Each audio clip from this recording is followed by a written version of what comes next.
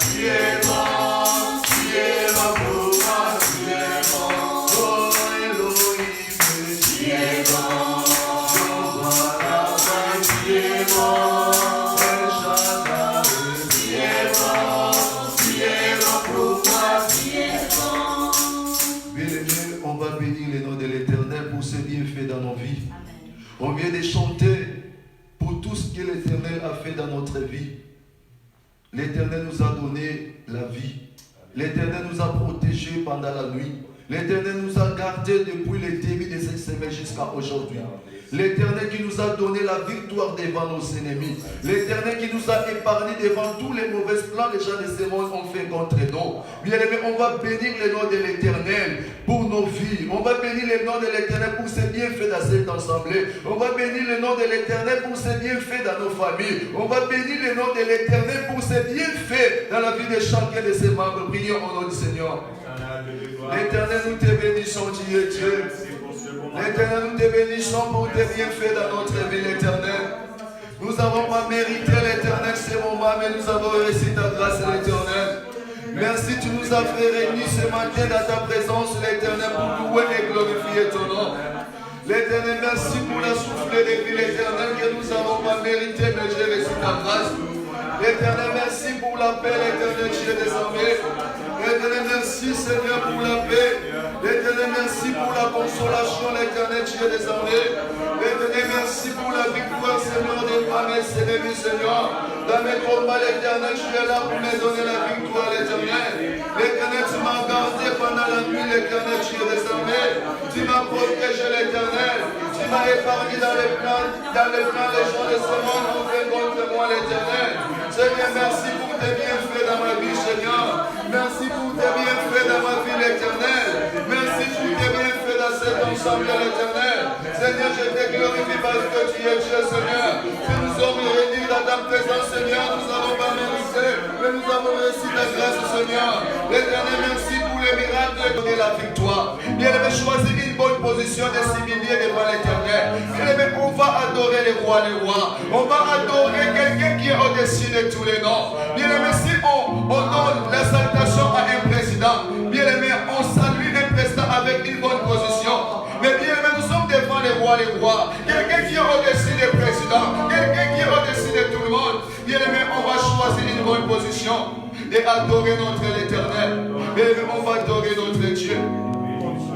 Les chanteurs vont nous donner des chansons d'adoration pour glorifier le nom de l'Éternel.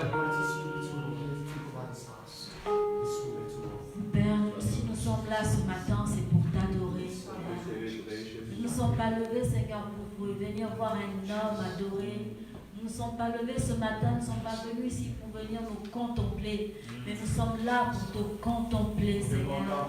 Nous sommes là, Seigneur, pour t'offrir le meilleur de nous-mêmes, Seigneur. Nous sommes là, Seigneur, ce matin pour t'offrir une adoration, Seigneur, inspirée, conduite par l'Esprit du Dieu vivant.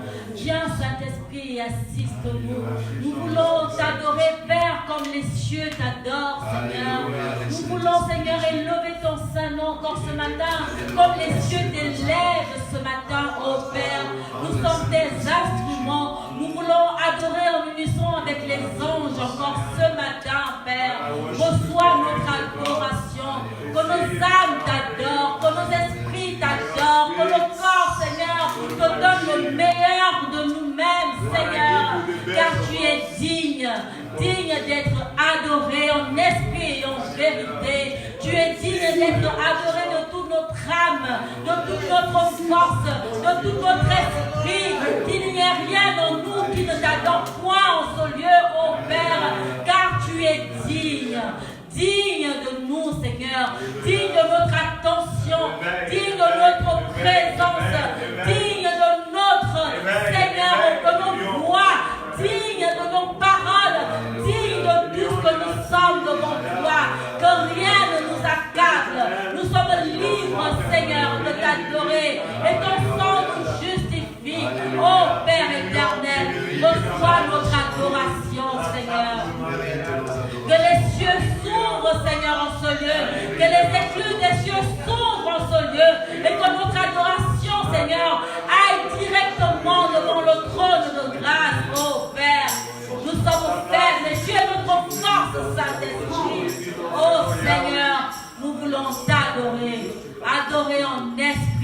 vérité, car tu es digne, Seigneur. Tu en es digne, Papa. Alléluia. Mon âme bénit l'Éternel et mon esprit magnifie son nom, car la mort n'a pas pu le retenir, même dans le tombeau. Jésus est Seigneur, même dans le tombeau.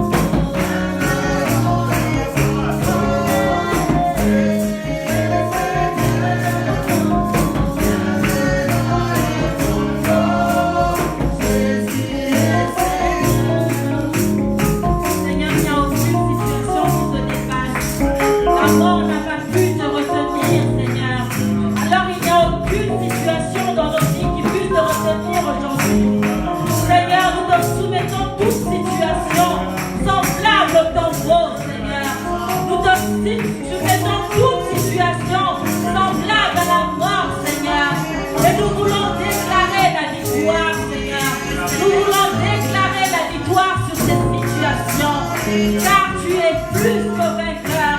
Tu es et tu as vaincu la mort et tu nous as rendus plus que vainqueurs. Nous te disons merci Seigneur. Oui Seigneur, même dans le tombeau tu as été Seigneur. Nous te disons merci Seigneur pour la victoire. Même dans le tombeau, Jésus.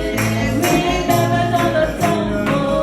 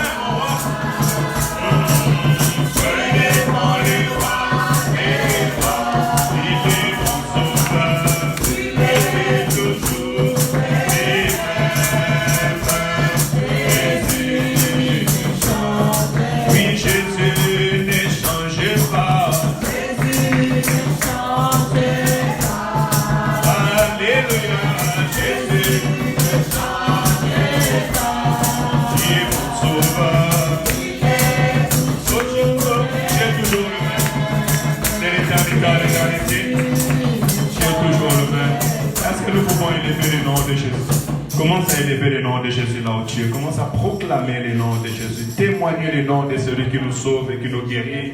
Dans nos maladies, c'est lui qui nous guérit. Dans nos souffrances, c'est lui qui nous assiste. Alléluia. Quand nous sommes abattus, c'est lui qui vient nous relever. Il a reçu le nom qui est au-dessus de tous les noms. Au nom de Jésus, tout genou fléchit et toute langue, nous soyons sauvés, Saint d'Israël. Papa, tu ne nous as pas regardés étant des rebelles, mais Père éternel, tu nous as libérés. Tu nous as rendus libres dans ton royaume. Tu nous as fait, Père éternel, Seigneur, les co-héritiers du trône de la grâce. Le peuple et les enfants saints d'Israël qui peut mériter ce matin d'appeler Père. Nous te célébrons ce matin. Louange à ton nom, Seigneur. Gloire à ton nom, Jésus. Gloire à ton nom, Seigneur. Prends ta place dans nos cœurs. Prends ta place dans la vie de tout un chacun de nous. Prends la place dans la vie de nos enfants, Seigneur. Nos esprits ont besoin de toi. Notre être a besoin de toi. Au nom de Jésus. Amen, amen. Nous allons rester debout. Nous allons lire la parole. Et après, nous allons nous asseoir. Aujourd'hui, je vais lire la parole dans deux versets que souvent, on ne lit pas trop. On ne prête pas souvent attention.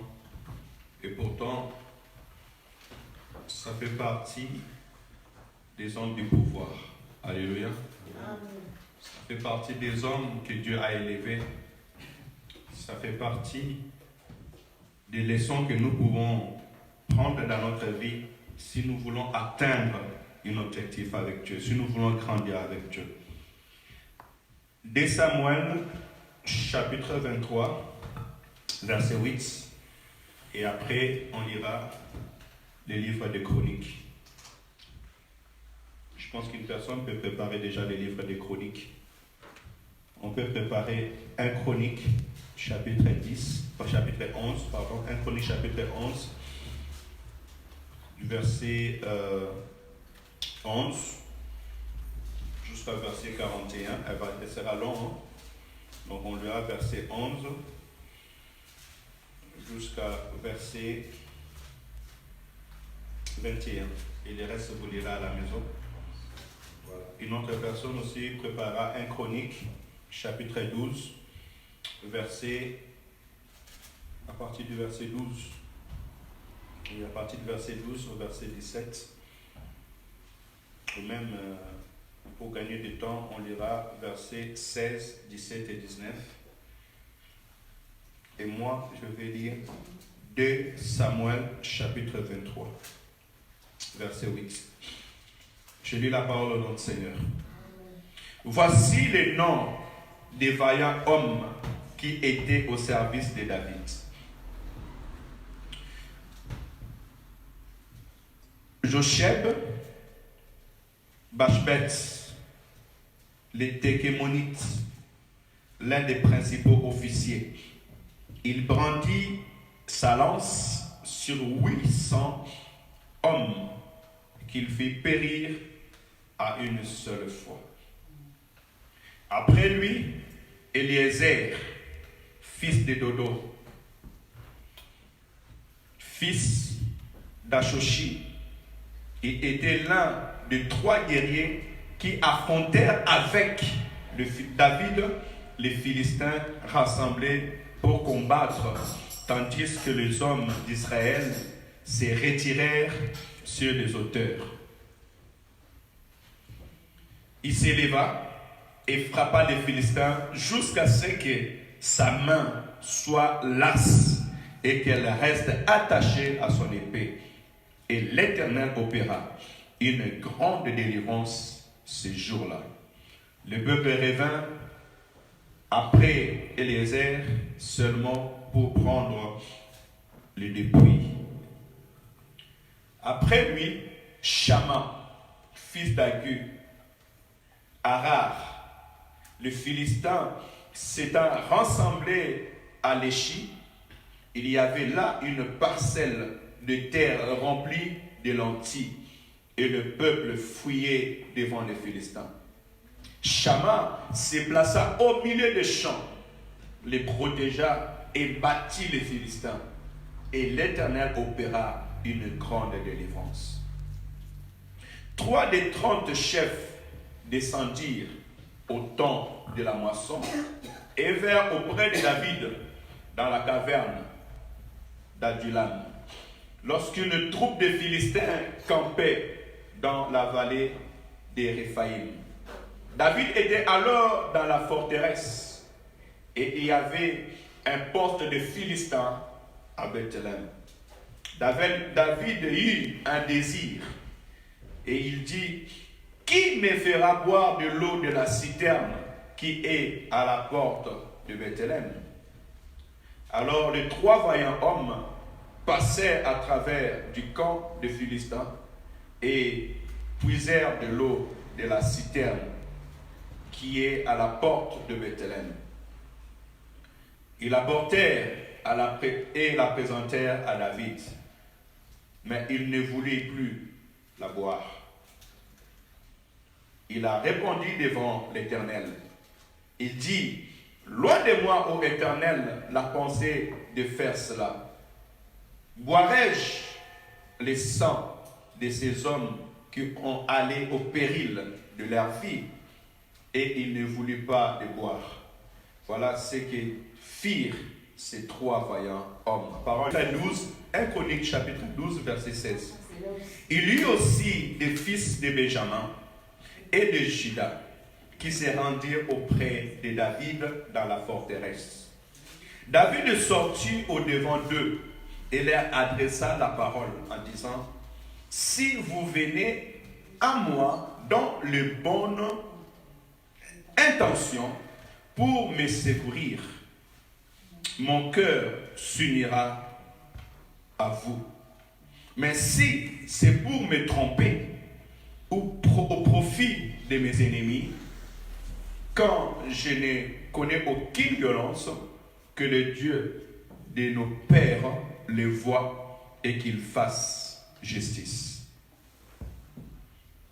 Amasai, l'un des principaux officiers, fut revêtu de l'esprit et dit, nous sommes à toi, David, et avec toi, fils d'Isaïe. Paix, paix à toi, et paix à ceux qui te secourent, car ton Dieu t'a secouru, et David les accueillit et les plaça parmi les chefs de la troupe. Parole de l'Éternel. Est-ce qu'on peut acclamer pour la parole de Dieu? Alléluia. Le Seigneur est bon.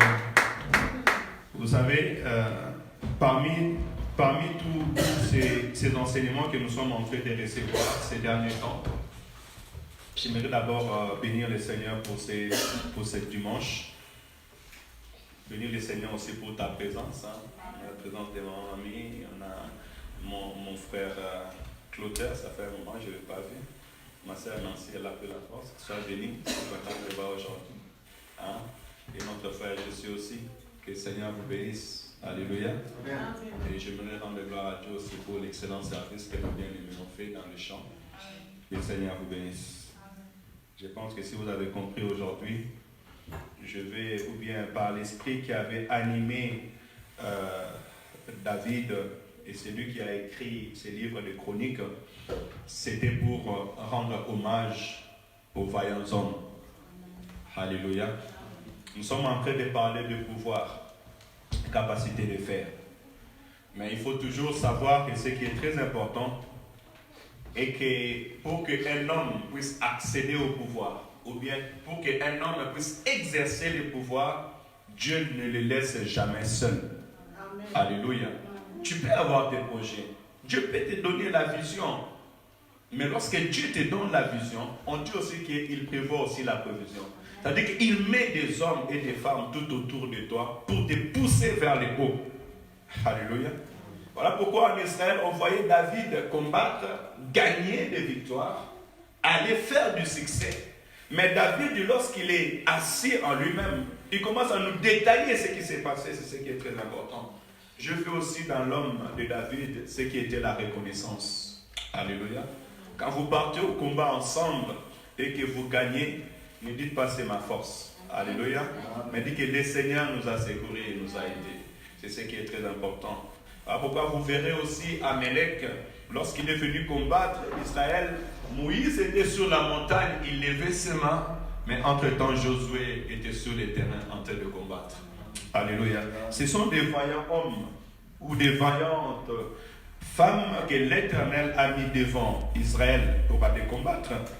Même dans les temps des juges, nous l'avons vu, et que lorsque Israël était devant le combat contre Sisera, qu'est-ce qui va arriver? Il y avait une femme appelée Déborah.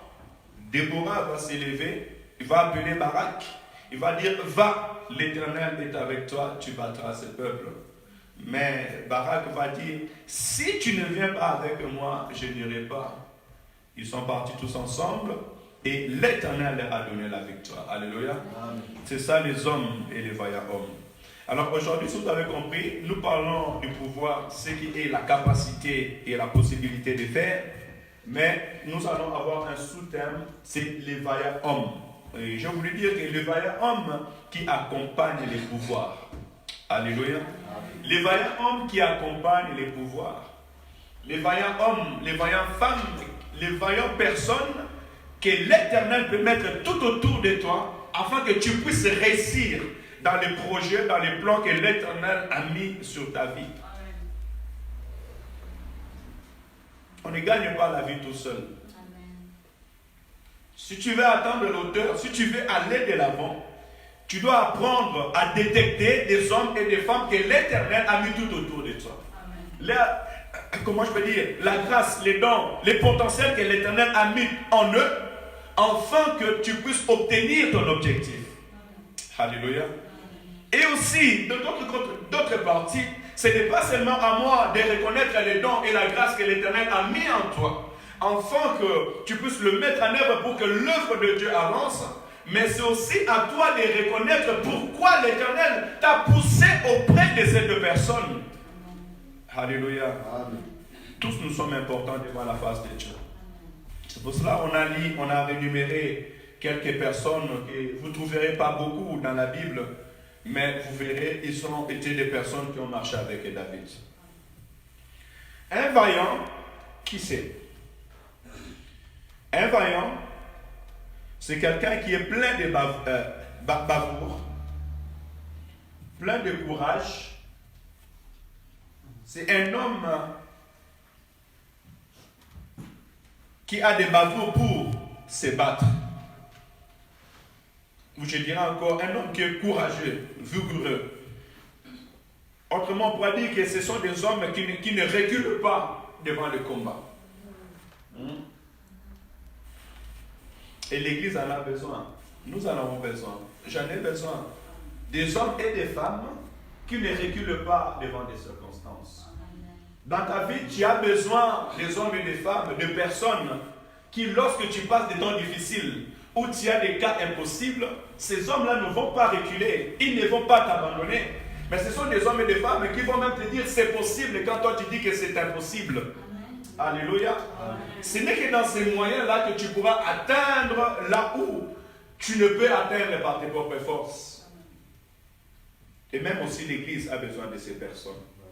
Et moi ce qui me tient encore dans le cœur, c'est que nous puissions, à travers là où nous venons de lire, tirer les leçons pour voir les caractères de ces hommes-là, de ces vaillants personnes. Hallelujah. Amen. This morning I know that you don't understand everything I say. May my God help me in the name of Jesus. We want to talk this morning about the person who can follow you and to help you to go up. When God will call you, He don't call you and let you alone. All the time He will put person is close to you to help you to go front. You understand? We read 2 Samuel? You understand? Okay, 2 Samuel 23, and then I'll give you another verse. Nous prenons par exemple l'exemple dans Matthieu chapitre 10. Je vais revenir dans ça. Prenons l'exemple par exemple dans Matthieu chapitre 10. Et même, je peux aller plus loin si je vais regarder Matthieu chapitre 10. Je peux aller plus loin. Prenons l'exemple par exemple de Luc chapitre 8. Et nous retournerons dans les livres de Samuel. Luc chapitre 8.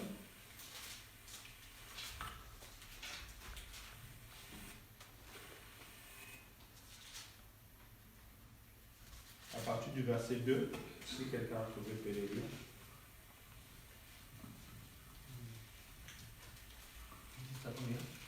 Luc chapitre 2, non, Luc chapitre 8, de 2 à 3. À 3? Ouais, 2, 3. Les 12 étaient avec lui et quelques femmes qui avaient été guéries d'esprits malins et de maladies. Marie, dite de Magdala, de laquelle étaient sortis 7 démons. Jeanne, femme de Souza, entenda Hérode, Suzanne et plusieurs autres qui assistaient de leur bien. Amen. Nous sommes toujours dans l'introduction. Mais là, nous voyons aussi, même celui qui a reçu le pouvoir au-dessus de tout pouvoir, celui qui a reçu l'autorité au-dessus de toute autorité, mais quand il marchait sur la terre des hommes, il ne marchait pas seul. Il avait choisi des disciples pour marcher avec eux. Ça, c'est le chemin de l'excellence. Je bénis l'Éternel parce que je vois Maman Germain, je vois Évangéliste, je vois ma fille, Fanny, alléluia. Et là, je vois Nadia, je suis en train de voir notre sœur Lily, et encore, et dans l'ombre, le Seigneur est en train de préparer l'auteur, il prépare des personnes pour accompagner cette œuvre. Alléluia. Et j'aimerais réellement, à travers cette prédication, dire à tout un chacun de nous que chacun de nous a sa place de délivrance et de victoire pour cette œuvre. Que ce n'est pas pour rien que tu viens, ce n'est pas pour rien que l'Éternel t'a placé là. Alléluia. Chaque chose que tu es en train de faire, elle déclare aussi une victoire. Si dans l'Ancien Testament, comme nous venons de lire, il devait prendre l'épée pour aller gagner, mais nous aujourd'hui, nous avons les épées spirituelles. Alléluia. Nous avons la parole, nous avons l'œuvre de Dieu et tout ce que nous faisons spirituellement, nous sommes en train de conquérir dans le monde des ténèbres pour avoir la victoire. Alléluia. Et j'aimerais encore encourager une autre personne à travers cette prédication, à savoir que si tu es là, c'est que certainement l'Éternel t'a envoyé pour un objectif particulier. Soit ça peut être dans ton talent, dans ce que tu es, même dans ta présence, dans ton investissement, l'Éternel t'a choisi pour quelque chose de particulier. Alléluia. Nous reviendrons tout à l'heure dans ce que David a dit, pour aussi être plus éveillé dans cette parole. Retournons maintenant là où nous venons de lire et essayons de voir un peu ces hommes, comment est-ce qu'ils ont marché avec Dieu et dans quel appui, dans quelle dimension d'appui ils étaient avec David, le vaillant homme.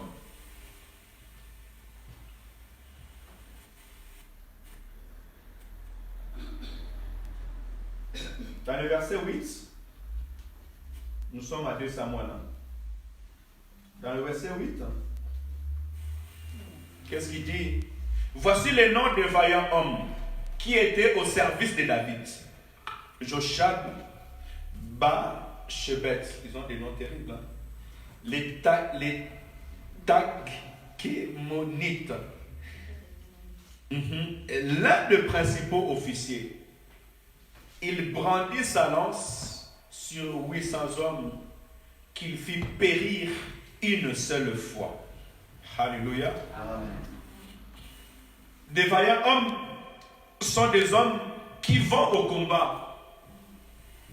Alléluia. Amen. Des vaillants hommes sont des hommes qui ne reculent pas devant le combat, mais qui vont au combat, qui descendent sur le terrain. C'est comme ça que tu peux détecter réellement si des hommes et des femmes que l'Éternel a établis auprès de toi pour t'aider. Ce n'est pas un homme qui va te laisser dans la souffrance et partir. Parce qu'il y en a des hommes comme ça. Que quand ça ne va pas, tu ne les vois pas. Tu les vois seulement quand ça sourit, quand ça rigole, quand tout va bien. Tu devras comprendre que ces hommes-là, ce ne sont pas des gens qui sont là pour te pousser vers le haut, pour t'amener dans la réussite, pour t'aider à réaliser ce que l'Éternel veut que tu réalises. Parce que nous avons dit qu'un homme de pouvoir, c'est un homme qui a la capacité de faire. Et lorsque tu es limité, ou lorsque tu vois que tes ennemis sont devant toi pour t'empêcher d'atteindre, parce que tu peux avoir des projets, tu peux avoir des pensées, tu peux avoir des ambitions pour arriver, mais sache que le premier ennemi qui sera là, ça sera le diable, parce que le diable n'est pas là pour construire, mais il est là pour détruire. Alléluia. Mais en ce moment, tu as besoin des hommes et des femmes qui vont s'élever pour te dire, tiens, nous allons te soutenir. Nous te donnerons les projets, nous te dirons comment réaliser ces projets-là. Alléluia. Amen. La Bible dit que Joshab, c'est l'un des hommes qui a brandi son épée devant le combat. Devant 800 hommes, il a brandi son épée. Alléluia. Amen. Est-ce que tu es parmi de ces hommes-là? Que lorsque l'Église a besoin, tu te lèves, tu dis, tiens, moi, je fais parmi ces hommes. Alléluia. Amen. Cela doit t'encourager à savoir, parce qu'il y a des fois, nous pouvons programmer les cultes ce matin, et que le pasteur n'est pas là, pour X raisons. Peut-être que le corps ne l'a pas permis d'être là. Mais lorsque tu viens au milieu de son peuple, qu'est-ce que tu vas faire? Tu vas venir, tu vas dire, non, aujourd'hui il n'y a pas de culte parce que le pasteur n'est pas là. Ou aujourd'hui on ne va pas commencer les cultes parce que le pasteur n'est pas là, qui va prêcher autre. Alléluia.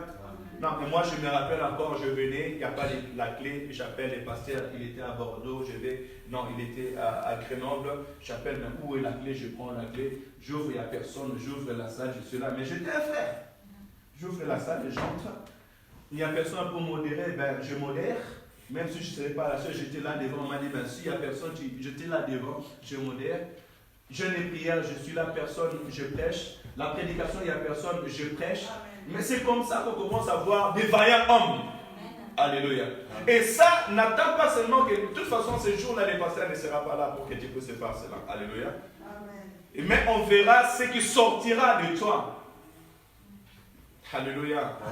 Vous savez, des vaillants hommes, c'est un état qui vient de toi-même. Je ne sais pas si je peux dire un état d'esprit, mais c'est ta personne intérieure qui doit s'extérioriser. Alléluia. Donc soyons ces hommes-là, qui sont des hommes de combat. Alléluia. Et ceux qui viennent réellement pour faire gagner. Et dans cette histoire de Joshab, la Bible ne dit pas que David avait fait tomber 800 personnes.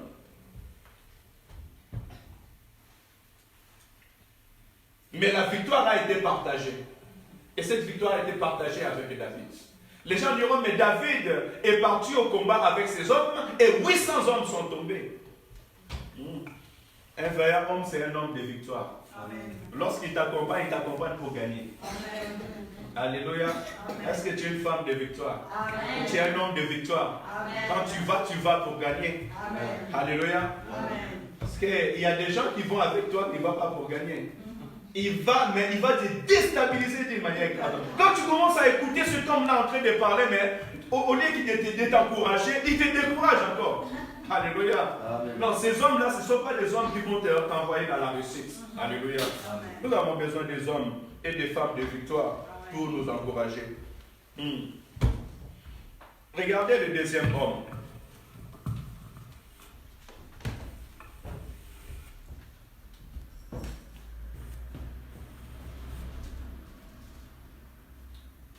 Au verset 9, qu'est-ce que la Bible nous dit? Là, si vous avez remarqué, nous sommes en train de tirer les sons dans la vie de ces hommes.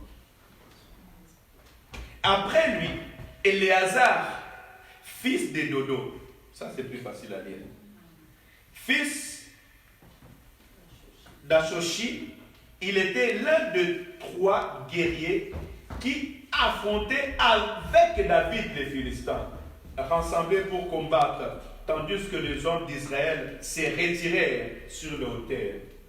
N'est-ce pas ce qu'on vient de lire tout à l'heure? Éléazar, il combattait avec David. Notre combat aujourd'hui, c'est dans le jeûne de prière. Et c'est dans la prière.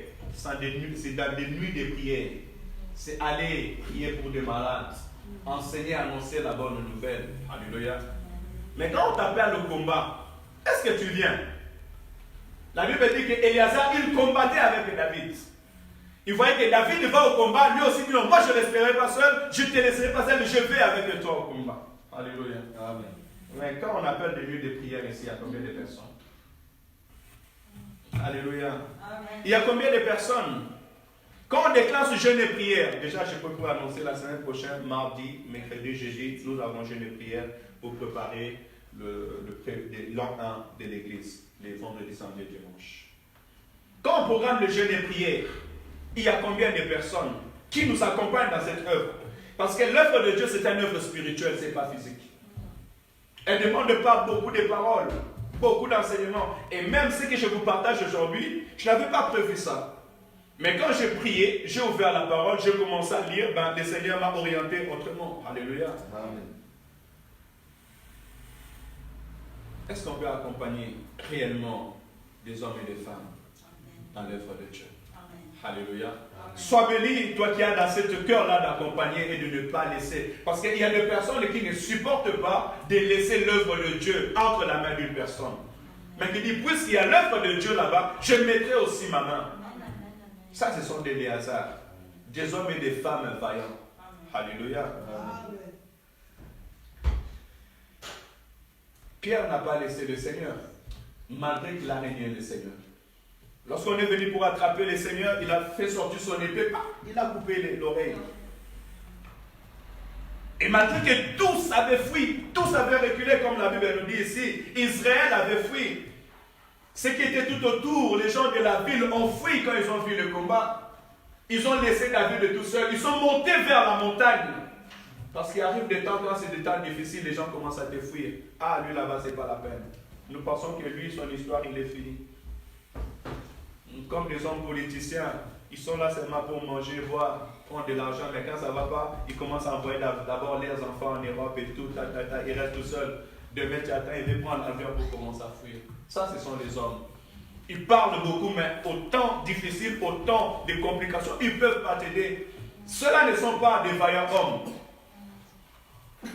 J'aimerais que nous tirons attention dans cette parole que nous sommes en train de lire.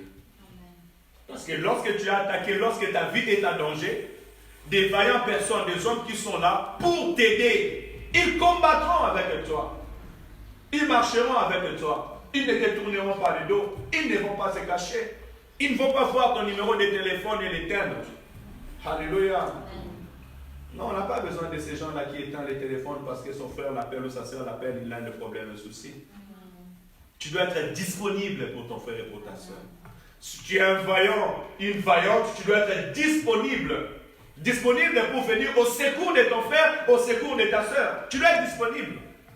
Même pour ta famille. Il y a des ceux qui sont en Europe, ils ne répondent plus au téléphone de leur famille en Afrique. Ah, là-bas, c'est le dérangement. Non. Mais pourquoi l'Éternel t'a mis au devant d'eux?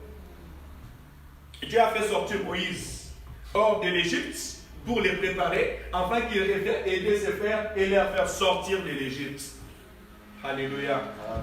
Qui t'a dit que l'Éternel ne t'a pas placé là où tu es, afin que tu deviennes un moyen de secours, pour secourir aussi ta famille. Dieu agit toujours à travers les hommes. Alléluia.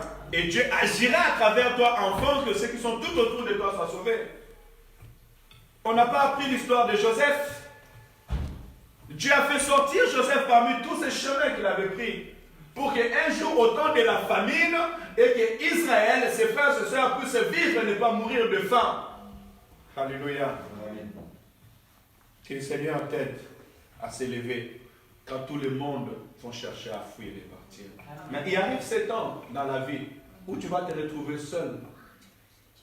Ce n'est pas que tu penses, mais tu regardes comme ça, plus personne n'est à côté de toi.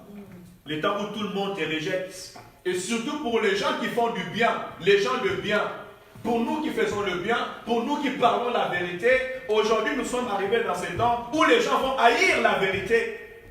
Alléluia. Amen. Ta famille peut t'haïr, tes frères peuvent t'haïr, tes sœurs peuvent t'haïr, tes amis peuvent t'haïr à cause de la vérité. Alléluia. Mais en ce moment, sache-le que l'Éternel mettra quelqu'un à côté de toi qui viendra te soutenir. Et attache-toi à cette personne-là parce que réellement, ce sont des vaillants hommes qui pourront t'accompagner et pour te relever. Alléluia. Amen. Donc on dit pourquoi, le deuxième point, que lorsque nous voyons, ou bien pour reconnaître un vaillant homme, vraiment ce sont des hommes qui sont avec toi et qui marcheront avec toi, même dans les temps difficiles. Regardez le troisième homme. Le troisième homme, on les voit dans le verset 12. On est toujours à 2 Samuel chapitre 23. Le verset 12 dit ceci. Chama se plaça au milieu des champs, les protégea et battit les Philistins. Et l'Éternel opéra une grande délivrance. Dans ces temps, ce qui a fait la distinction devant David en voyant Chama, Chama était un vaillant héros, un vaillant homme. Lorsque le peuple était en train de fuir pour entrer dans les champs, et que l'ennemi voulait entrer aussi dans les champs, ça veut dire que Chama s'est levé et commençait à protéger ses frères, en battant les ennemis. Alléluia. Amen. Un vaillant homme, c'est celui qui sait protéger ses frères et sœurs. Alléluia. Amen. Un vaillant homme, c'est lui qui peut faire avancer le travail. Il sait protéger ses frères et sœurs. Il sait protéger son frère et sa sœur. L'ennemi est rusé. D'ailleurs, la Bible dit que gênez, veillez et priez, ou gênez et priez, car votre adversaire, le diable, rôde comme un lion, cherchant qui va dévorer. Cela veut dire que tout un chacun de nous, minute après minute, pour ne pas dire jour après jour, même tierce après tierce, chacun est exposé à l'attaque de l'ennemi. Alléluia. Mais quand toi tu détectes que ton ennemi, ton frère ou ta sœur est attaqué, pour X raisons, la première chose à faire, ce n'est pas de l'exposer. Ce n'est pas de dire, mais regarde, il est là, prenez-le. Non. Ton premier devoir, c'est de protéger ton frère. Amen. Alléluia. Mais aujourd'hui, est-ce que l'Église fait cela? Est-ce que les frères font cela aujourd'hui? Est-ce qu'il y a encore des chamans, des hommes et des femmes vaillants qui peuvent protéger son Église? Tu es le premier à diffamer ton Église. Les premiers à exposer ton pasteur, les premiers à exposer ton frère, à exposer ta soeur. Tu vas détecter un mal. Tu vas détecter un souci dans la vie de ton frère ou dans la vie de ta soeur. Mais qu'est-ce que la Bible me dit? Si tu vois ton frère dans le mal, la première des choses, va vers lui, parle-lui. S'il ne t'écoute pas, amène un frère ou deux sœurs. Allez-y, parlez-le. S'il ne vous écoute pas, amenez l'église. C'est en ce moment, s'il n'écoute pas l'église, considérez-les comme un païen. Alléluia. C'est une manière de ne pas exposer ton frère et exposer ta soeur dans le danger, mais plutôt de les gagner, parce que la Bible dit que c'est lui qui va sauver un âme de péché, ou bien celui qui va récupérer son frère, il le sauvera l'âme de multitude de péchés. Alléluia. Amen. Ayons cette attitude d'Éléazar, parce qu'Éléazar a su protéger ses frères et sœurs. Toi aussi apprends à protéger ta maison, à protéger ta famille. Si tu veux que ta maison et ta famille soient solides, protège-le, peu importe les circonstances. Une femme sage n'expose pas ses soucis sur la route ou sur le lieu public. Alléluia. Il n'expose pas, ou bien elle n'expose pas son mari, elle ne dit pas du mal de son mari, elle ne dit pas la faiblesse de son mari sur le lieu public. Tu l'as dit aujourd'hui, les gens l'ont appris et demain vous avez arrangé. Alléluia. Quelle sera votre image? Un homme sage protège sa femme. Il ne dit jamais le mal de sa femme sur la route. Alléluia. Amen. Que cette femme-là soit l'église. De toute façon, notre Christ nous protège. Le Seigneur nous reçoit tel que nous sommes. Alléluia. Le Seigneur nous reçoit tel que nous sommes. Il nous garde tel que nous sommes, avec nos mal. Celui qui peut vraiment ouvrir la liste de notre vie, c'est Jésus-Christ. Celui qui peut ouvrir les livres de notre vie, les livres de vie là, c'est Jésus-Christ. Alléluia. Mais gloire soit rendue parce qu'il a gardé pour lui. Et même quand il l'ouvre, il est dit pour lui-même. Alléluia. Amen. Il nous remplit de sa compassion et de sa bonté. Donc j'aimerais encourager aujourd'hui un chaman dans cette église. Un homme et une femme qui peut s'élever pour protéger ses frères. Nous protégeons nos frères par la prière. Alléluia. Parce que la Bible déclare que notre vie est cachée en Christ, Christ en Dieu dans les lieux célestes. Jésus-Christ est notre rocher et c'est sur cette roque que nous sommes battus. You can protect your brothers and sisters only when you are praying. Nous protégeons nos frères et sœurs dans les jeûnes et prières parce qu'elles viennent nous donner encore une autre force, une autre unité. C'est le fruit de la prière qui nous pousse à rester toujours debout devant la face de Dieu. Alléluia. Amen. Devant les liens familiaux, devant le combat de l'esprit, devant les destinées, devant les mauvais plans de l'ennemi. Nous devons comprendre que l'Église est en train de combattre l'invisible. Alléluia. Amen. Parce que ta destinée, c'est entre les mains de Dieu. C'est un combat que tu ne vois pas. Au moins pour ce que l'Éternel a déjà révélé des choses. Et même si l'Éternel te révèle des choses, il te faut aller jusqu'au bout pour réaliser ces choses. Parce que l'ennemi sera toujours là pour chercher à bafouer. Les mages ont vu l'étoile du roi qui vient de naître. Hérode a envoyé déjà de tuer tous les enfants. Si l'ange n'avait pas intervenu, alléluia. Amen. Même si tu es révélé, tu as la vision, tu as la révélation, tu as besoin de la prière et les conduits de Dieu pour réaliser ces choses. Tu as même besoin de la protection de Dieu pour pouvoir arriver à ce que tu veux atteindre. Alléluia. Amen. Et dans l'église, protège ton frère et soeur, protège ton mari dans la prière et dans le jeûne de prière. Alléluia. Amen. Dans la parole de Dieu, dans la lecture de la parole de Dieu. C'est un moyen aussi de pouvoir protéger et combattre. Vous voyez, je fais le parallèle. Je fais le parallèle entre ce qui est Ancien Testament et ce qui est Nouveau Testament. Si on ne peut pas protéger nos frères et sœurs par l'épée, mais nous pouvons aussi les protéger par nos prières, par notre assistance. Alléluia. Amen. Et je sais que l'Éternel, notre Dieu, ne va pas nous laisser pour cela. On verra les 4e sortes de ces vaillants hommes. Je pense qu'on a dit dans le verset 12. On a dit dans le verset 12. Non, plus loin. Verset 15. Je suis au 4e ou au 5e. Chaman, c'était 3e. Je suis au 4e trait. 2 Samuel 23:15. David eut un désir et il dit, qui me fera boire de l'eau de la citerne qui est à la porte de Bethléem? Alors les 3 vaillants hommes passèrent à travers des camps de Philistins et puisèrent de l'eau de la citerne qui est à la porte de Bethléem.